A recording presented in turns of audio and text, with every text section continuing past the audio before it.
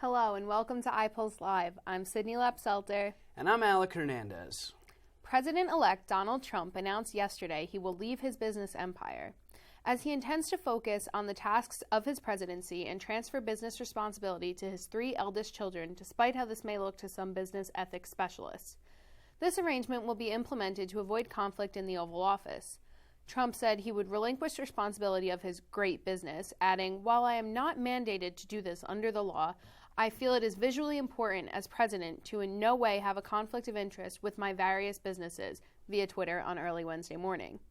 He neglected to share details other than informing the public that documents were being devised.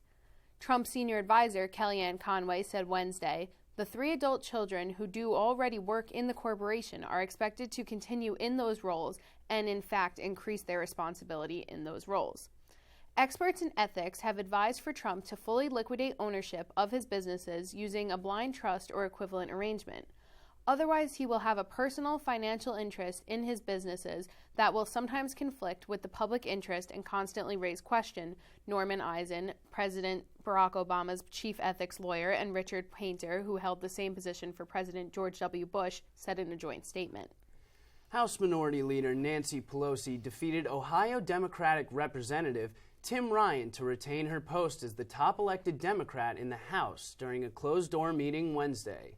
The final vote was 134 to 63 for Pelosi, meaning she matched her prediction that she'd retain the support of 2/3 of House Democrats.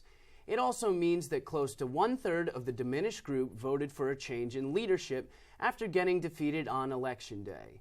Pelosi has ran the House Democratic Caucus for the last 14 years. Critics of Pelosi, like Kellyanne Conway, have criticized this as a continuation of what many believe is the establishment in the Democratic Party. Conway tweeted her disapproval after the election results. She said, quote, "What a relief. I was worried they had learned from the elections and might be competitive and cohesive again," end quote. Many criticize the Democrats for electing the same leaders that have failed to facilitate a strategy to mobilize working-class voters outside of metropolitan areas. This is foreboding for a Democratic Party in which leaders have refused to acknowledge certain sections of the population and their dissatisfaction in the way the party has been run the past 8 years. Make sure to pick up the newest edition of the iPulse tomorrow.